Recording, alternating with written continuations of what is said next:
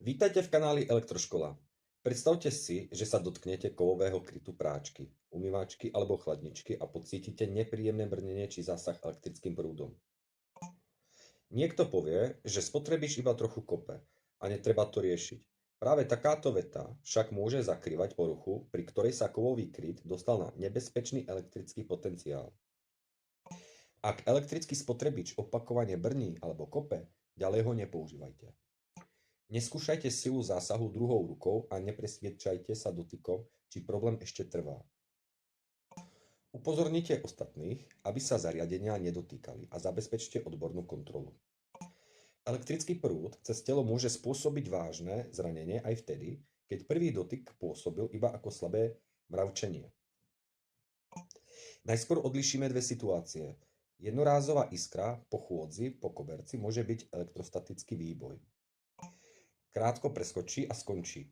Opakované brnenie pri dotyku spotrebiča, najmä v kúpeľni, kuchyni alebo pri kontakte s vodovodnou batériou, je iný varovný signál.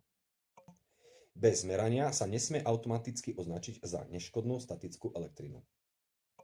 Bežný jednofázový spotrebič môže byť pripojený fázovým vodičom L, neutrálnym vodičom N a ochranným vodičom P. Fázový a neutrálny vodič zabezpečujú normálnu prevádzku. Ochranný vodič má inú úlohu. Spája prístupné vodivé časti spotrebiča s ochrannou sústavou tak, aby pri poruche mohlo dôjsť k automatickému odpojeniu napájania. Takto bývajú chránené spotrebiče triedy 1, môžu mať kovový kryt a ich bezpečnosť závisí okrem základnej izolácie aj od spoľahlivého ochranného spojenia. Za normálnej prevádzky nemá ochranný vodič nahrádzať pracovný neutrálny vodič. Je pripravený odviesť poruchový prúd a udržať prístupné kovové časti čo najbližšie k bezpečnému potenciálu. Ochranný vodič pritom nie je iba drôt, ktorý pošle prúd niekam do pôdy. Pri poruche musí vzniknúť definovaná elektrická cesta späť k zdroju.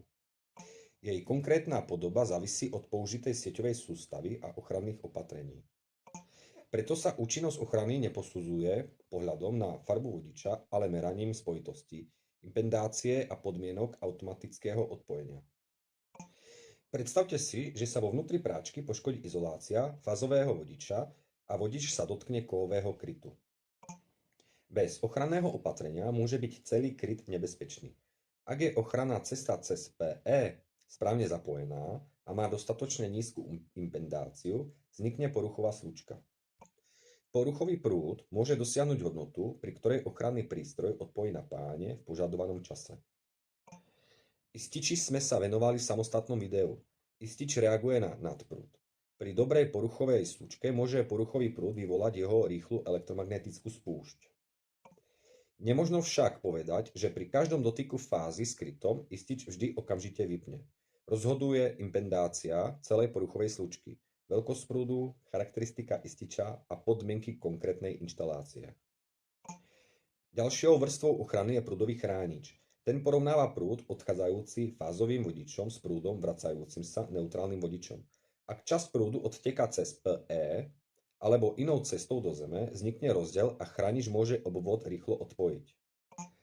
Bežná hodnota 30 mA označuje jeho menovitý reziduálny vypínací prúd, nie bezpečnú hranicu pre ľudské telo. Istič, prúdový chránič a ochranný vodič sa preto navzájom nenahrádzajú. Každý z nich rieši inú časť problému. Správna ochrana vzniká až ich vhodnou kombináciou, správnym zapojením a overeným parametrami obvodu. Ani prúdový chránič nie je povoleným dotýkať sa živých alebo podozrivých častí. Čo sa stane, ak je PE prerušený? Spotrebič môže na pohľad ďalej fungovať, pretože pracovný obvod medzi L a N zostal uzavretý. Kovový kryt však pri poruche stratí svoju ochrannú cestu. Istič nemusí vidieť dostatočný nadprúd. Keď sa človek súčasne dotkne krytu a uzemneného predmetu, môže sa sám stať časťou cesty poruchového prúdu. Ak je obvod chránený vhodným a funkčným prúdovým chráničom, vzniknutý rozdiel môže spôsobiť odpojenie. Kým však chránič vypne, prúd už tečie. Jeho veľkosť a dráha cez telo závisia od mnohých podmienok. Preto sa ochrana nikdy nesmie založiť na predstave, že človeku poruchu najskôr pocíti a chránič ho potom vždy zachráni. Slabé brnenie nemusí vždy znamenať priamy dotyk fázy s krytom. Moderné spotrebiče obsahujú odrušovacie filtre. Niektoré ich kondenzátory sú zapojené voči ochrannému vodiču a vytvárajú malý prevádzkový unikajúci prúd. Pri správnom PE je tento prúd bezpečne vedený určenou cestou. Ak ochranné spojenie chýba, kovová časť môže voči Zemi nadobudnúť merateľné striedavé napätie. Vysokoimpedančný multimeter môže v takejto situácii ukázať prekvapivo vysokú hodnotu, aj keď zdroj nedokáže dodať rovnaký prúd ako tvrdé sieťové spojenie. To však nie je dôvod poruchu ignorovať. Bez odborného merania nemožno vedieť, či ide o obmedzenú kapacitnú väzbu, poškodenú izoláciu, vlhkosť alebo priamy kontakt so živou časťou. Príčinou môže byť poškodený prívodný kábel, uvoľnený ochranný kontakt v zásuvke, chybná predĺžovačka, prerušený vodič v zástrčke, korózia, vlhkosť alebo porucha vo vnútri spotrebiča. Problém môže byť aj v pevnej elektroinštalácii. Výmena spotrebiča preto nemusí pomôcť, ak je prerušené ochranné spojenie zásuvkového obvodu. Pozor aj na redukcie a predĺžovacie káble. Adapter môže mechanicky prijať zástrčku, ale nemusí správne preniesť ochranný kontakt. Ani zeleno-žltý vodič, viditeľný v kábli, ešte nedokazuje, že je ochranná cesta neprerušená od rozvádzača až po kryt spotrebiča. Takúto spojitosť nemožno spoľahlivo potvrdiť iba pohľadom alebo skúšaním dotykom. Existujú aj spotrebiče druhej triedy. Tieto používajú dvojitú alebo zosilnenú izoláciu a označujú sa symbolom 2 v norených štvorcoch. Za normálnych podmienok nepotrebujú ochranný vodič PE. Neznamená to, že je bezpečné svojvoľne prerábať spotrebič triedy 1 na dvojvodičové pripojenie. Triedu ochrany určuje konštrukcia a overenie výrobku, nie odpojenie zeleno-žltého vodiča. Veľmi nebezpečný omyl je zamieňanie N a PE. Neutrálny vodič bežne vedie pracovný prúd. Ochranný vodič má bezpečnostnú funkciu. Svojvoľné prepojenie N a P zásuvke alebo spotrebiči môže priviesť pracovný prúd na ochranné časti a pri ďalšej poruche vytvoriť nebezpečné dotykové napätie. Pravidlá pre vodič PEN a miesto jeho rozdelenia patria do návrhu celej sústavy, nie do domácej improvizácie. Rovnako nepoužívajte radiátor, vodovodné alebo plynové potrubie ako náhradný ochranný vodič. Potrubie nemusí mať spoľahlivú elektrickú spojitosť a môže nebezpečné napätie zaviesť na miesto, ktorého sa dotknú ďalší ľudia. Ochranné pospájanie je presne navrhnutá časť elektroinštalácie, nie ľubovoľný drôt pripojený na kovový predmet. Čo teda bezpečne urobiť? Ak cítite brnenie, vidíte iskrenie, cítite spáleninu alebo je zariadenie mokré, nedotýkajte sa ho opakovane. Nedotýkajte sa súčasne spotrebiča a vodovodnej batérie. Udržte ostatných mimo nebezpečného priestoru. Ak možno zástrčku vytiahnuť bez dotyku poškodených častí a iba v suchom prostredí, spotrebič odpojte. Pri pochybnostiach bezpečne vypnite príslušný obvod alebo hlavné napájanie a zavolajte odborníka. Neskúšajte prítomnosť napätia rukou, jednopólovou skúšačkou ani náhodným drôtom. Neotvárajte spotrebič pripojený do siete.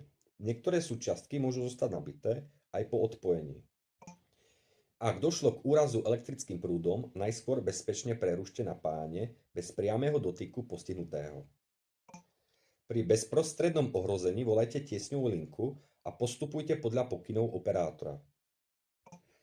Elektrikár alebo servisný technik môže skontrolovať spojitosť ochranného vodiča, odpor ochranného obvodu, izolačný stav spotrebiča, polaritu, impedáciu poruchovej slučky a funkciu prúdového chrániča.